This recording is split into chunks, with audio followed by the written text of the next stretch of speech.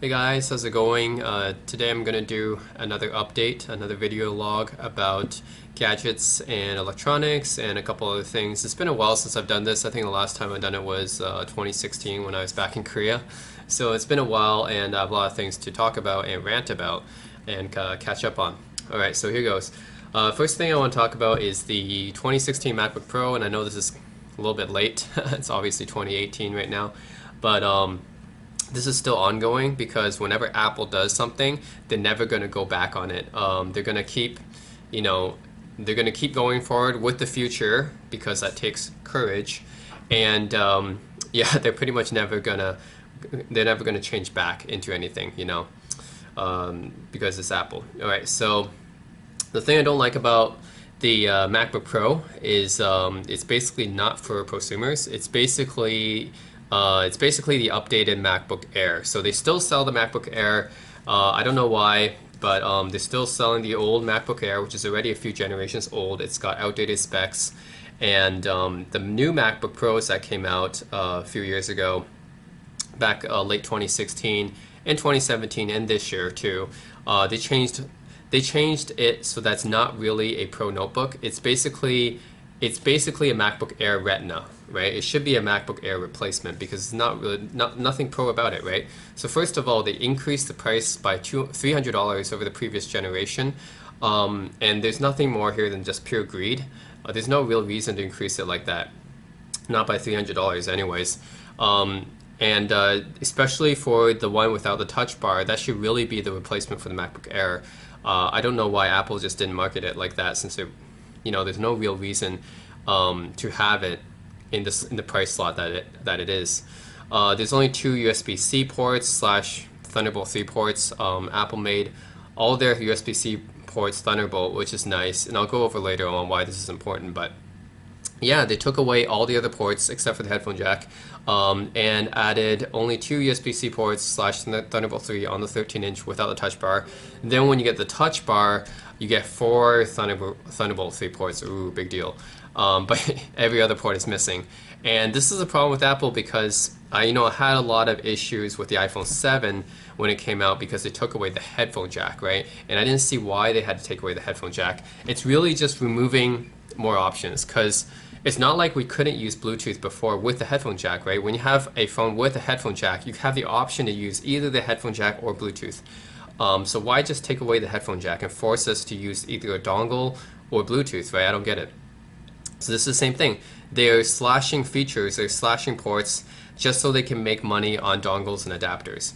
And that's what they've done here. They're taking out HDMI, they're taking out SD, USB-A, so all your previous accessories that were made in the past 2 decades no longer work because no USB-A, no HDMI, so it can't connect to your TV, and no SD card slot for your digital cameras and stuff. You have to use a dongle now or a USB-C hub, which is really ridiculous.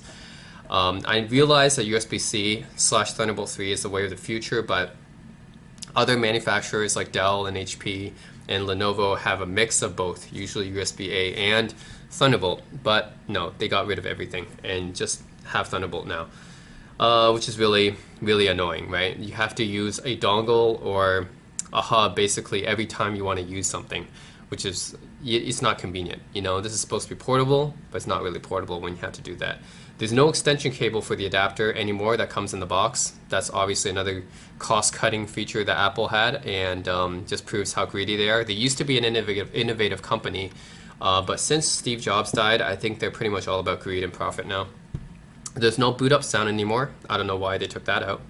There's no glowing Mac logo anymore when you lift your MacBook up. This is to make the lid thinner, but I don't see why they would need to make the lid thinner. Like, it's already pretty thin to begin with. The MacBook Pro Retina, which is a pretty good notebook, the 2012 version, yeah, had the glowing Mac logo, and it's already pretty thin. The lid was already pretty thin. I don't know why they had to get rid of that to make it thinner. What's the reason behind that? I think we would rather have the glowing Mac logo and have it be a little bit thicker. No MagSafe anymore. MagSafe was a really innovative feature where if you trip over a cable, it would automatically detach from the laptop. You don't have that anymore, so now you can have a possibly broken laptop when you trip on a cable. Touch bar is kind of a gimmick, and you can ask anyone who has a touch bar. By the way, they forced the touch bar on the 15-inch models. Don't give you an option, really. It's pretty much useless, and you can't even touch type with it. So it's a gimmick, and they upcharge $300 for that. And they have a new second generation butterfly keyboard, which still doesn't feel very good to type on. I know it's more accurate and stuff, but I mean, just compared to, like, I'm a mechanical keyboard. You know, I like a lot. I like mechanical keyboards. I like ThinkPad keyboards. I like good keyboards, right? Like this one. So I don't know why Apple had to go with this. I mean, okay, they think the butterfly keyboard is better, but still, it just doesn't feel good with the low amount of travel that it has. And basically, all these changes are to make the MacBook Pro thinner. And I don't really understand that, because the goal of the consumer MacBooks, the goal of consumer laptops, of the MacBook Air and the MacBook, like, that's the goal of the consumer ones, right? Is to be thinner, lighter, sexier, whatever. That's fine. But the Pro models for prosumers, right? This is supposed to compete. It's supposed to compete with a workstation laptop like the Lenovo P50, right? Lenovo P51 or the Dell Precision laptops or the HP ZBooks. They're workstation laptops, i.e. for prosumers who want to do professional work. That's why it's called the MacBook Pro. But they've taken out all the ports and features that professionals usually use, and they made it lighter and thinner, which professionals honestly really don't care about as much as having more features. So it's really just an upgraded MacBook Air Retina. And a lot of people have defended Apple on these removal of the ports. They're saying, oh, Apple's always been future forward. Hey, remember when Steve Jobs had the mini DVI or mini VGA port? You know, they had proprietary ports back in the past. Yeah, but Steve Jobs would never get rid of all those ports at once. He would never replace them all at once and combine them into one port and reduce the number of total ports at the same time. I don't think he would do that. But then you could say, oh, people said, oh, they removed optical drives and floppy drives, and that turned out to be a very prescient decision at that time. Okay, well, in the case of floppy drives, we had optical media at the time. This was in the late 90s. We already had CD-ROMs at that time, right? We had a replacement for floppy drives. Optical media, by the way, this was in the late 2000s. It was replaced by thumb drives and downloadable content, both of which were pretty prevalent back in the late 2000s. But so what is HDMI and SD replaced with? Well, right, we don't have a replacement for HDMI and SD. The TV, or the 4K TVs that we have, they don't come with a Thunderbolt port. The DSLRs we buy, they don't come with a Thunderbolt port right now. So what is the replacement for HDMI and SD? There is no replacement. So that's what makes this baffling. Unlike floppy disks and optical drives, they had replacements already on the way. We don't have any replacement right now. So there's just no reason to remove it, all in favor of Thunderbolt 3. So this is all based on greed, of course. Apple just increased the prices and made you buy dongles and adapters. By the way, you can't even connect your new iPhone with your new MacBook Pro without using a special cable. You need to buy that separately. USB-C to Lightning, yeah. And by the way, USB-C is a very confusing port because a lot of manufacturers have different standards on this. First of all the phones that you come with USB-C is basically support power delivery. That's how they can charge. So there's USB-C ports for data only. These are called USB-C with USB 3.1.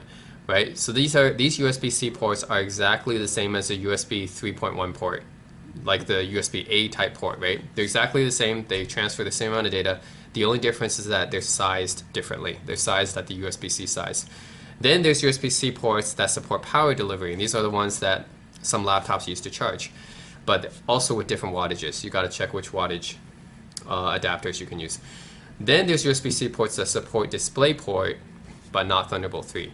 And there's USB-C ports that are Thunderbolt 3, which support all of the above. So the latter is the most powerful. Apple's chosen to implement Thunderbolt 3 on all their computers, which is great, but not all computer makers are like that. You got to check the specs on your laptop. Some Dells, HPs, Asus, Lenovo's, you got to check what kind of USB-C port it is. So it's very confusing. Some of them only support data, some of them support video out, and some of them power delivery, but not all of them are like that. For example, my Alienware 15 has a USB-C port that's data only, So USB-C 3.1 port, but it has another USB-C port in the back that's Thunderbolt 3, which supports a lot more stuff, a lot like video out and stuff. But they look exactly the same. So that's really confusing, I think. Okay, so my thoughts haven't really changed about Apple Watch in smartwatches. I still think they look really, they don't look as good as a traditional watch. I'm a big fan of traditional mechanical watches. They have timeless quality to them. However, with the smartwatches, I think they have more of a limited shelf life. So, you know, you can make them cost $10,000, whatever Apple did with their gold ones. But I still don't think they're going to match up to a traditional watch. Also for the wireless earbuds. So for AirPods and stuff, a lot of people buy AirPods and they still look really stupid. I mean, they just look like you have Q-tips in your ear and you're walking around with them all the time. You couldn't really pay me enough to wear them. I mean, and the sound quality is just so-so, I heard. I still don't think Bluetooth can have as good sound quality as wired headphones do. And yeah, for our wireless earbuds, you got. My worry is that if you're exercising or do something with movement, they might fall out of your ears. What would happen if that happened, right? I'm just worried about that. So, yeah, still not a big fan of Bluetooth earphones or Bluetooth headphones in general. I just don't really feel there's enough that you get out of them. You just don't have wires. That's really the main advantage. But the disadvantage is perhaps poor sound quality, latency. You have something else to charge every day. Like it's not as convenient in that sense, right? So, yeah, and yeah, Apple kind of forced us down that path, which is unfortunate because Apple took away the headphone jack on the iPhone 7. Unfortunately, a lot of manufacturers follow whatever Apple does. So now my Pixel 2 doesn't have a headphone jack. So thanks, Apple. And now the new Dell laptops, the new XPS 13 laptops don't have any ports other than USB-C. So thanks, Apple, for that too. So yeah, whatever Apple does, taking away features, unfortunately, the industry also follows because they're Apple. This brings me to the iPhone 10. So last year, iPhone 10 came out. Yeah, it's still, you know, the big deal with this phone is that you have the entire front of the phone be bezel-less. It's all screen. There's no more home button, and it's all OLED. Okay, big deal. We had OLED phones in the past by Samsung usually, but actually my Pixel 1 actually was OLED as well, and my Pixel 2 is OLED obviously. So it's not a new feature. I still hate that Apple got rid of the headphone jack. I don't really, I don't see the advantage of that. And it's $1,000. I mean, come on. You can buy the Essential phone, Razer phone, OnePlus 5T, Samsung Galaxy S8, the Google Pixel 2, Google Pixel 2 XL. You can buy any of those phones for less than the cost of the iPhone 10.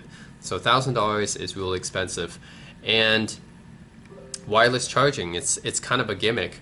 Like, okay, Apple sells you this AirPower charging pad thing. You can charge your iPhone there, you can charge your AirPods, you can charge your Apple Watch there, all your stuff there. It's supposed to be really convenient, but I don't see the advantage of it. It's more convenient to just not plug in something. I get that, but it's probably going to charge slower, and you can't really use it when it's charging. That's another thing, right? Like, if it's not really wireless charging either. Like, if you come into a room, like if, for example, this is my living room. If I had real wireless charging, I would have something in my living room that whenever I came into this room and carried a compatible wireless charging device, it would automatically charge as soon as I came into my living room, right? That's real wireless charging.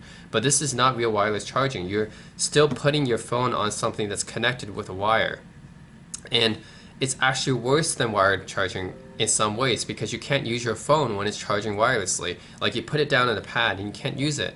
When you're charging with a wired connection, you can actually use it, right? So there's actually a disadvantage there. Also, there's no Touch ID for the iPhone 10. I know a lot of people like Face ID, that's fine, but with Face ID, you gotta look at the phone first, and then you have to swipe up to unlock it. It's a two-step process. Touch ID, I just put my finger on it and it unlocks and it goes away into the home screen, right? It's just one step. So there's an extra step there. Touch ID is faster. It's more convenient than the face unlock. And some people saying, okay, well, they removed the home button. How are you supposed to keep Touch ID? Well, you can just put it on the back. Why doesn't Apple just put the touch sensor on the back of the phone like Google does or Samsung does, right? Or Sony puts it on the side. So there's a lot of different ways you could do it. You don't have to put it on the front. All right, so that's my ranting about Apple stuff. Okay, so getting to more recent news. The 2018 CES, I love paying attention to CES because I'm a huge gadget freak. Of course, I look at the ThinkPads because I really love ThinkPads. The new X280, which is the successor to the X270, which are the traditional X series laptops for ThinkPad.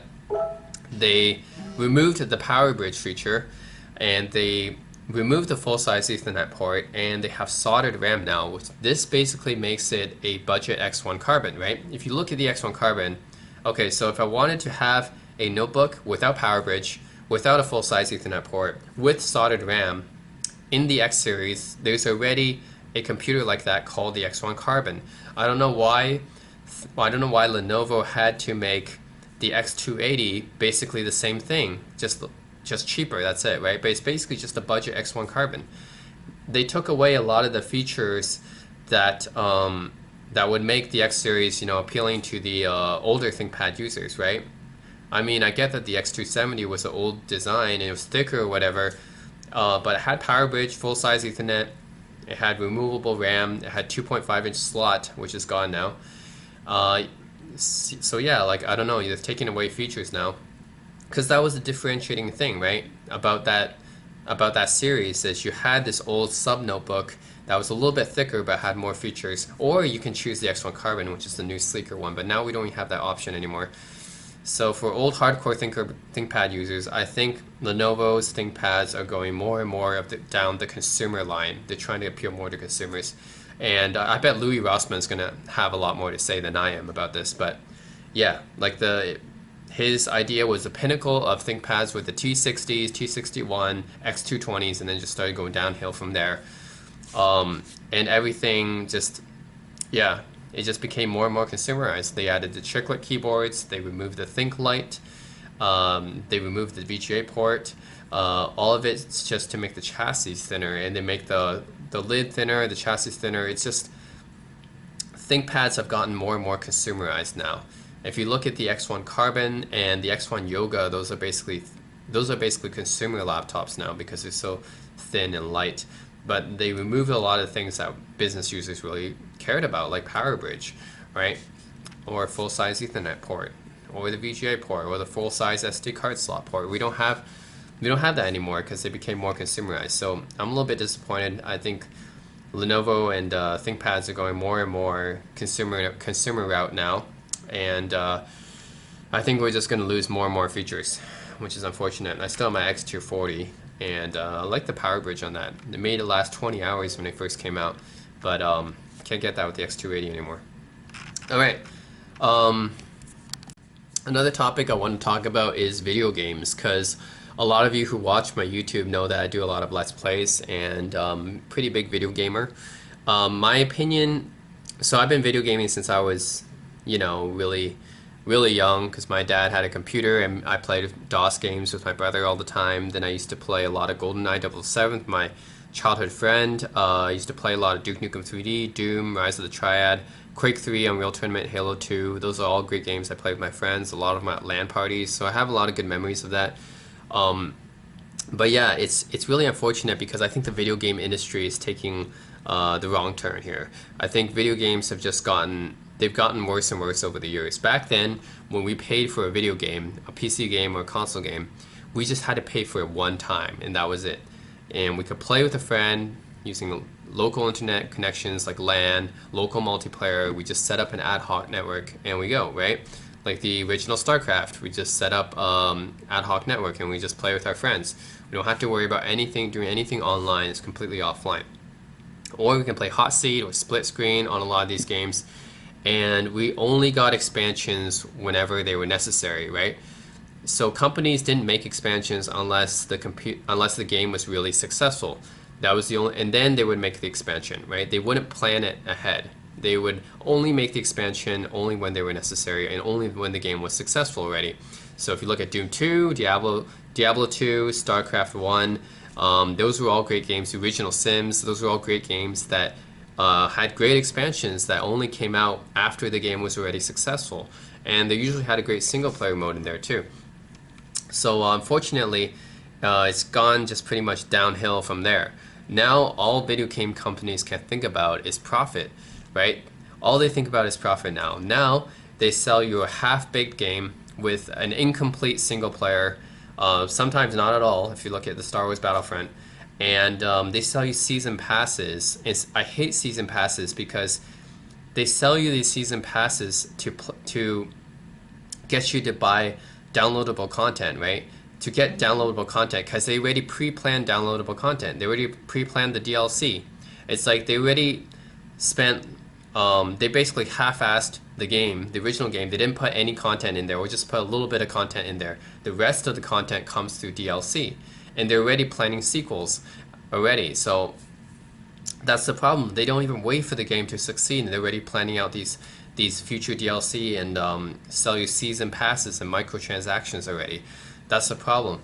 Like, they don't spend enough on the original game. So usually there's no co-op anymore. There's very, very few games that are still co-op. There's pretty much no LAN support on any game these days. So LAN parties are basically dead.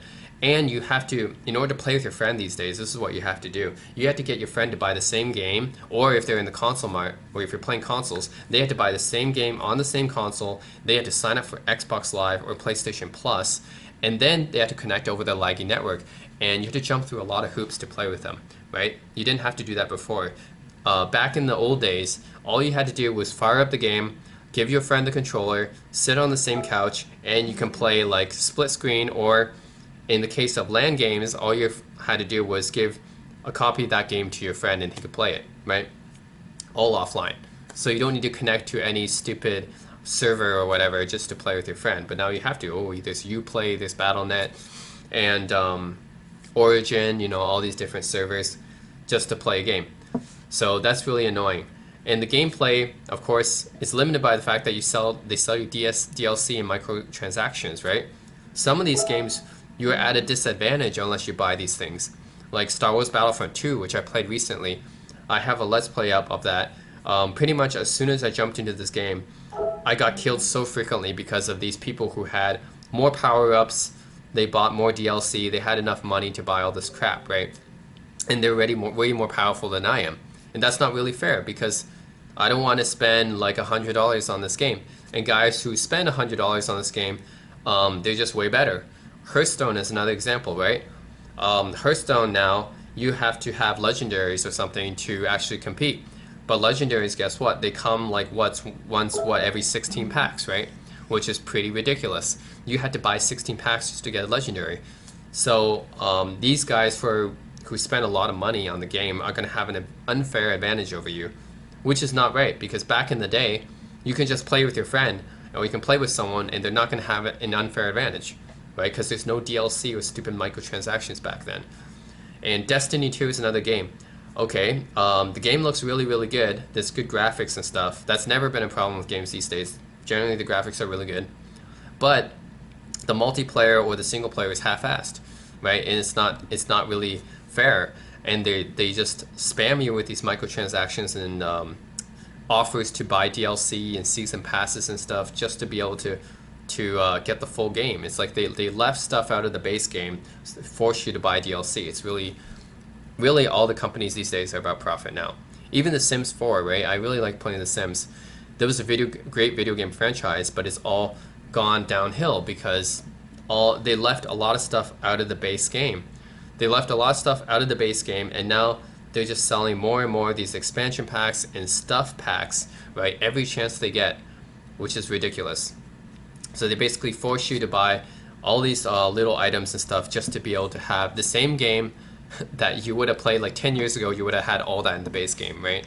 But now you had to pay like, I don't know, hundreds of dollars just to get the same amount of content, which is ridiculous. So yeah, that's my thoughts on video games.